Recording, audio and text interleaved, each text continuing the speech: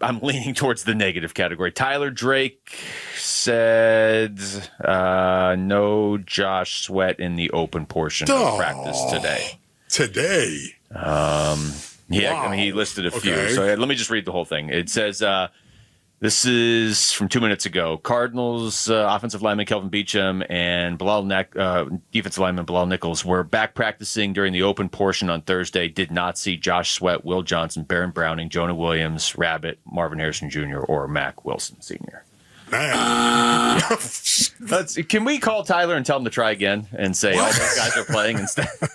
Oh, my goodness. Okay, so the injury news is not good right now. And it hasn't been. No, for a while. It's not ideal. All right, so knowing that, it's not like Josh Sweat's ruled out or anything, but you look at the injury report, it's lengthy for both teams. But, especially when you don't practice on a Thursday.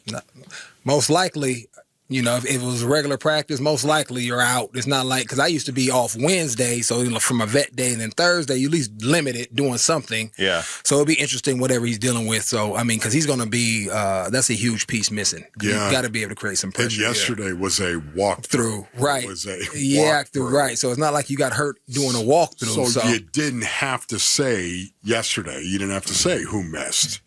Every time. Everyone was limited, as though was saying in the not so beautiful part of the program. And now you have to declare, you know what, he missed Thursday's practice. That tells me I'm with Zoe on that.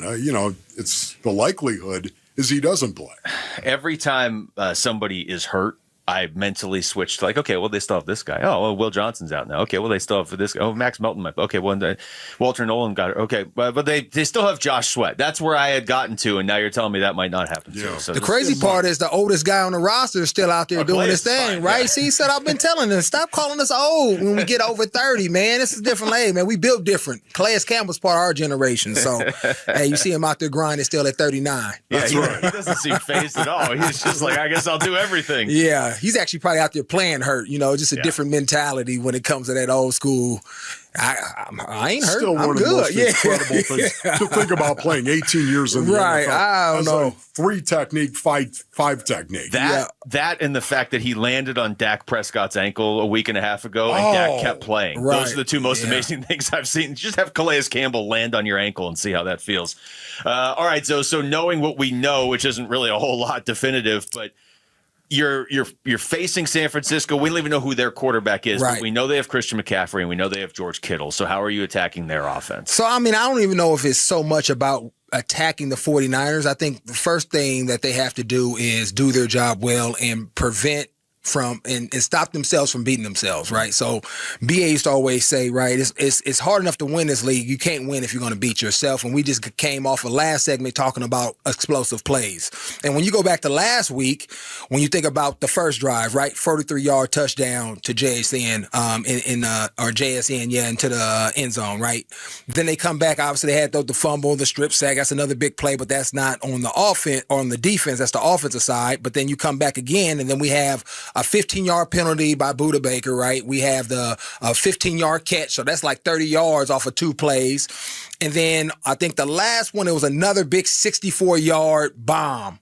So they have to figure out, right, from a structural cover standpoint, whoever's out there, that I have to be fundamentally sound and then mentally sound, because both of those things happen differently throughout, and they happen multiple times out the game. Sometimes with physical errors, sometimes it was mental errors. So we have to stop that first before we start figuring, okay, well, what can we do to maybe on third down attack their protections, right? It don't matter if you're giving up big plays, because you won't ever get to a third down where it's a meaningful third down. So I think that's where it starts at first. Whoever steps out there, we're playing sound, fundamental football, and we are making them earn it and not giving up things, right? And, guys are going to have times where you lose reps, but it can't happen over and over and over again from different guys, which has been the issue offensively and defensively, especially last week when we look at it. So would you sell out on the defensive side of the ball to stop the run? Because to me, it just feels like you almost have to do that. You almost have to jam it up and force Mac Jones to beat you. Because he gets into a balanced offense. Yeah. And can use play action. Right, Kyle Shanahan. Yeah, and that's what he does best. Yeah, so I'm probably going to be playing a little bit more cover 3. And so you do have an 8-man boxes. You can fit the run. You don't have to worry about man and trying to bump things. You can or not trying to run with things. You can just bump gaps. Yeah. And when he uses all those motions, whether it's a fullback motion, a tight end motion, a wide receiver coming across, you can just bump it over. And then instead of playing quarters, which I know I like to play too, now I don't have somebody coming, depending on what type of formation, whether it's 2x2 or 3x1, sometimes you can gain a safety.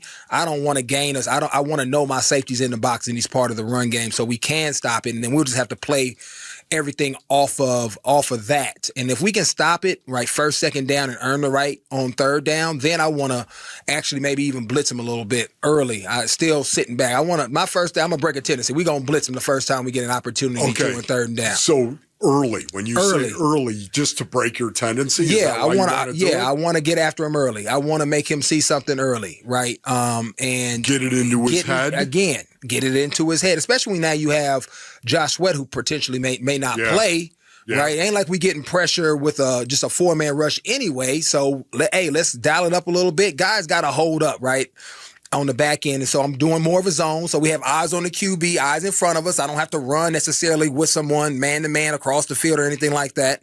And then we just tackle it and get it down. But I got to put some pressure on the quarterback because if I just sit back and take it, I'm going to end up taking it all day, and then that's when they have time to throw down the field and kind of do and start dictating to you. I want to try to dictate to them as early as possible. I like that.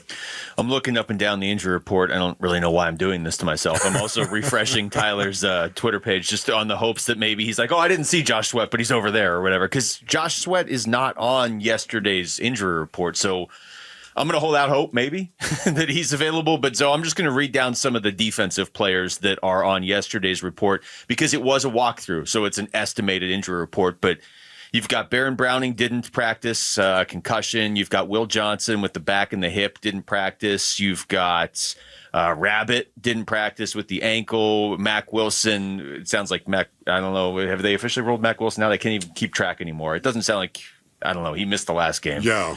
He's got the rib issue. He didn't practice. And then limited guys, you had Max Melton, which is actually a step up for him, I think. Walter Nolan was limited. That might be a positive. B.J. Ojolari limited and Darius Robinson limited. I mean, that is your whole defense except Calais Campbell and Budda Baker. Right. And some of these things, when you talk about limited, having a growing as a D lineman or a knee, those things, because you holding up weight, you got to be able to change direction. So if they're out there, right, especially when we talk about young guys, am I able to be effective, right? Because now I got to try to play hurt.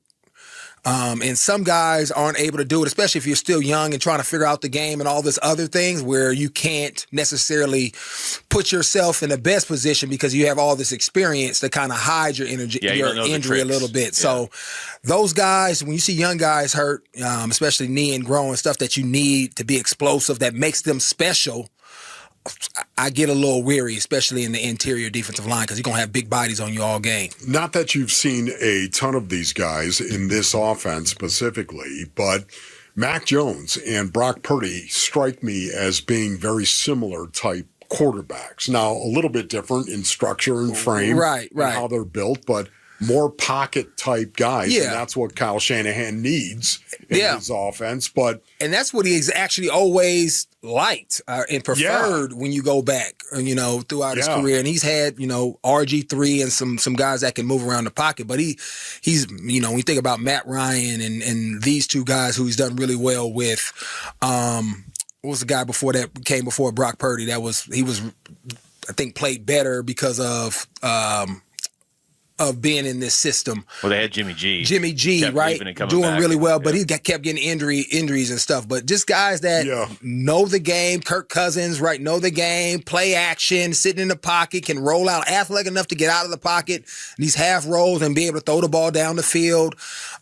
They just do really well. And it's always worked, and I always reference the Shanahan system because it doesn't matter what running back is back there, doesn't matter what quarterback, they're just really efficient if they understand the game, stay ahead of the sticks, and they're typically pretty physical too. And that's what allows them to win games. They're just smart, fundamental football. Let's be physical. Let me run the ball down the hill, and then I'm going to take your aggression, play it against you with this play-action game and take some shots. I'm a big Brock Purdy fan. I really am. This is a guy who's got a quarterback rating for his career of 103.5. Right. Now, again, he's been in this Kyle Shanahan offense, but he has executed extremely well in that offense. I think if this season has taught us all – you guys already knew this because you played in the league, but I think it's really driven the point home with Daniel Jones, with Kyler Murray, with Sam Darnold of I don't really care how talented you are. If you're the right quarterback in the right offense, you're going to be effective. Right. And yeah. Daniel Jones is driving that point home. Yeah. Talent is just one of the points, right, that allows you to have access, right? Now you got to be able to process. You got to have the right coaching, the right calls, and all these things that allow you to be the best version of yourself and really utilize your gifts, right? And that's different for every quarterback. Yeah. And in this system, whoever Kyle has really done really well and consistent from an offensive standpoint, but it always comes back. They're able to run the ball at a high level, right? And so average QB, if I can run the ball and be balanced, I have time, right? Most people don't have that Peyton Manning processing or that Tom Brady processing, right? I need time. And they get that by running the ball and play action, and it's really balanced. And you can see that even with the Rams, right? They do the same exact thing, which is, I think, allowed Stafford to accentuate his career going on the back end to really rise up and shine as well. Thanks for watching Wolf and Luke. Tap to see more and click the button in the middle to subscribe to Arizona Sports.